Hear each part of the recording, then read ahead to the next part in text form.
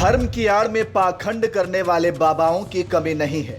ये वो बाबा होते हैं जो धर्म का चोला पहनकर लोगों की आंखों में धूल झोंकते हैं, धर्म के नाम पर फर्जीवाड़ा करते हैं, लोगों को लूटते हैं, यहाँ तक कि इस हद तक गिर जाते हैं कि वे महिलाओं के साथ बलात्कार भी करते हैं। ऐसे फर्जी बाबाओं की लिस्ट अखिल भारतीय अखाड़ा परिषद की तरफ से बहुत पहले ही जारी कर दी गई है।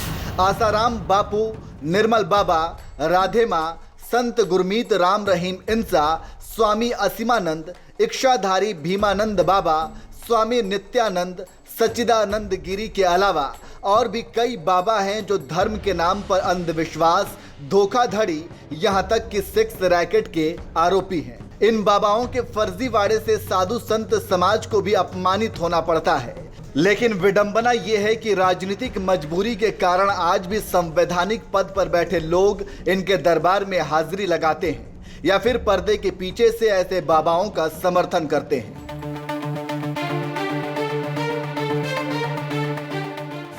आजकल बागेश्वर धाम के धीरेन्द्र शास्त्री मीडिया में सुर्खियां बटोर रहे हैं। वजह है उनका दिव्य दरबार, जहां लोग अपनी समस्याओं के साथ जाते हैं और धीरेन्द्र शास्त्री बिना उनके बताए उनकी सारी समस्याएं जान लेते हैं और ठीक भी कर देते हैं। अब ये चमत्कार है, दिव्य शक्ति है या फिर कोई कला, फिलहाल तो कुछ भी कहना मुश्किल है।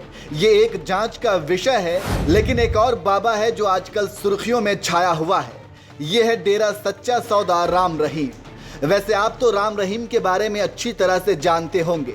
ये जेल की हवा खा रहा है, लेकिन बीच बीच में पैरोल पर जेल से बाहर निकलता रहता है। फिलहाल राम रहीम पैरोल पर जेल से बाहर है और बाहर आते ही सुर्खियां बटोरना शुरू कर दिया है। राम रहीम की एक तस्वीर सोशल मीडिया पर काफी वायरल हो रही है, जिसमें वे तलवार से केक काट रहा है। दरअसल मौका था डेरे के दूसरे संत शाह सतनाम के जन्मदिन का। उसी को राम रहीम ने अपनी गद्दी सौंपी थी, जिनके जन्मदिन पर केक काटते हुए राम रहीम की तस्वीरें वायरल हो रही हैं। आपको बता दें कि रेप और हत्या का दोषी राम रहीम रोहतक की सुनरिया जेल में 20 साल की सजा काट रहा है। वो पिछले 14 महीने में चौथी बार पैरोल पर जेल से बाहर आया है। 21 जनवरी को उसे 40 दिन की पैरोल मिली थी। वहीं बाहर आने के बाद राम रहीम ने 5 घंटे तक ऑनलाइन सत्संग किया। लेकिन हैरानी की बात यह है कि इसमें हरियाणा के मुख्यमंत्री मनोहर लाल खट्टर के ओएसडी, बीजेपी के सांसद और विधायक भी जुड़े। सीएम मनोहर लाल खट्टर के ओएसडी कृष्ण बेदी और राज्यसभा सांसद कृष्ण पवार भी सिरसा पहुंचे। इसके अलावा राम रहीम से आशीर्वाद लेने वालों में अंबाला सिटी से एमएलए असीम गोयल, गोहला चीका से बीजेपी विधायक कुलवंत बाजीगर की बहू, एसडीएम बराडा विजेंद्र सिंह और नगर पालिका चेयरपर्सन रेखा रानी, राई से विधायक मोहन लाल, टोहाना नगर परिषद चेयरमैन नरेश बंसल, उचाना नगर पालिका के चेयरमैन भी शामिल थे। इनके अलावा 2 दर्जन नेता अफसर उससे मिलने पहुंचे।